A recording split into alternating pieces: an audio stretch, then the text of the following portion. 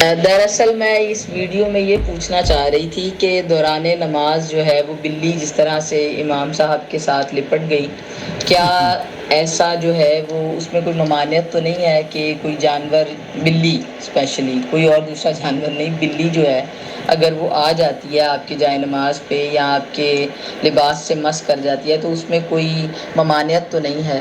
تو اس میں جو ہے وہ علامہ شام الہی ظہیر صاحب کا ایک لیکچر میں نے سنا، تو آئی تھنک اسی وائرل ویڈیو کے حوالے سے تھا، تو اس میں مجھے جو ہے وہ بڑا جامع اور مفصل جواب جو ہے وہ الحمدللہ مل گیا۔ بہت اچھی بات ہے، نحمدہ و نصلی علی رسولہ الکریم، اما بعد۔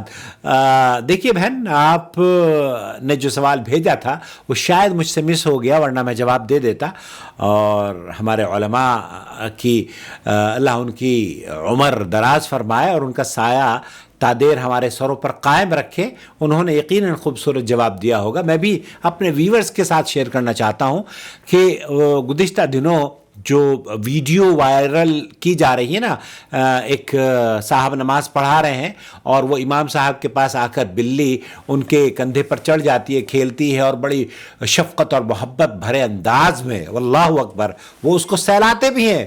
اب آپ اندازہ کیجئے اس اسلام کی خوبصورتی کا کہ انہوں نے جھڑکا نہیں۔ حالانکہ بہت سارے مذاہب تو ایسے ہیں کہ اگر آپ، اللہ کے رسول صلی اللہ علیہ وسلم تو اپنے نواسوں کو لے کر نماز پڑھ لیا کرتے تھے، بیٹھ جاتے تو ان کو گود میں اٹھا لیا کرتے تھے، لیکن بہت سارے مذاہب میں اس طرح کے شکوک اور شبہات پیدا کیے جاتے ہیں کہ آپ اگر بچوں کو گود میں لے لیں گے تو آپ کی نماز باطل ہو جائے گی۔ حالانکہ بچوں کو گود میں لینے سے نماز باطل نہیں ہوتی۔ اللہ کے رسول صلی اللہ علیہ وسلم گود میں لے کر نماز پڑھتے تھے اور جب آپ رکوع میں جاتے تو بٹھا دیتے تھے۔ تو یہ جو آپ نے ویڈیو مجھے شیئر کی ہے، میں نے دیکھی ہے اس کے بارے میں، تو بہت سارے ویڈیوز اور بہت سارے تبصرے بھی آئے ہیں جس میں سے اس بات کا حوالے کے ساتھ سنن اربعہ، ترمذی، ابو داؤد، ابن ماجہ اور نسائی، کئی کتابوں میں، اور امام مالک رحمۃ اللہ علیہ نے بھی اس کو نقل کیا ہے۔ کبشہ بنت کعب نے کہا کہ ابو قتادہ ان کے پاس آئے تو میں نے ان کے لیے وضو کا پانی تیار کیا، پھر ایک بلی پینے آئی تو انہوں نے پیالہ اس کی طرف کر دیا۔ بلی وہ وضو کے پانی کو بلی کی طرف کر دیا، یہاں تک کہ بلی نے پیالے سے پانی پیا۔ انہوں نے مجھے دیکھا کہ میں ان کی طرف متوجہ ہوں تو انہوں نے کہا، اے بھتیجی، آپ کو تعجب ہو رہا ہے؟ انہوں نے کہا، رسول اکرم صلی اللہ علیہ وسلم نے فرمایا یہ بلیاں، یہ جو بلی ہے نا، یہ بلیاں نجس نہیں ہوا کرتی، یہ بلی نجس نہیں ہے، یہ تو ان جانوروں میں سے ہے جو تمہارے گھروں میں بکثرت آتے جاتے ہیں۔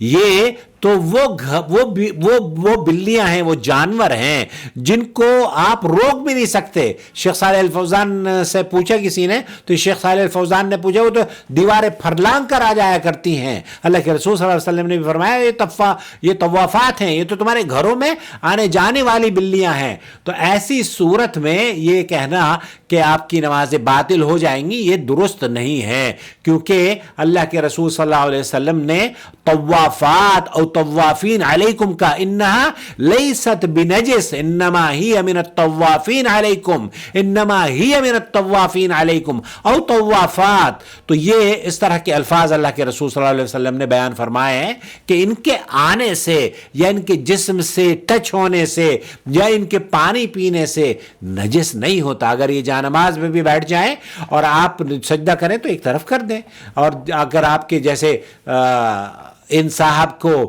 یہاں آ کر بیٹھ گئی وہ، تو یہ مشفق اور مہربان، سبحان اللہ۔ میں سمجھتا ہوں کہ یہ ویڈیو بہت خوبصورت ترجمانی کر رہی ہے حدیث، قرآن اور حدیث کی۔ اللہ رب العالمین سے دعا ہے کہ اللہ تعالی ہمیں قرآن و حدیث پر عمل کرنے والا بنائے، اور تعصب کی ہے نا اتار کر ہم دین کو سمجھنے کی کوشش کریں۔ لوگوں کے ذہن میں یہی شک اور شبہ آتا ہے کہ کسی چیز کو لے کر کیسے نماز ہو جاتی ہے۔ ارے بھائی، اللہ کے رسول صلی اللہ علیہ وسلم، یہ بات مذاہب میں لکھا ہوا ہے، اگر میں اس مذہب کا نام لوں گا تو پھر آپ ناراض ہو جائیں گے کہ عاقل صاحب فلانے پر طنز کرتے ہیں۔ میں واللہ طنز نہیں کر رہا، یہ ان کی کتابوں میں لکھا ہوا ہے، لیکن میں نام نہیں لوں گا، لیکن یہ غلط ہے۔ بچے کو بھی لے کر نماز پڑھی جا سکتی ہے اور بلی جیسے چڑھ گئی کوئی حرج نہیں ہے. والسلام علیکم ورحمۃ اللہ وبرکاتہ. آپ کا بھائی محمد عاقل جدہ سے.